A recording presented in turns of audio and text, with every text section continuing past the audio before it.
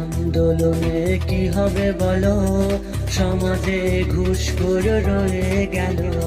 টাকা খেয়ে প্রশ্ন ফাঁস করে দিল, মেধার কোটাকে বাস দিয়ে দিল। ও ঘুষ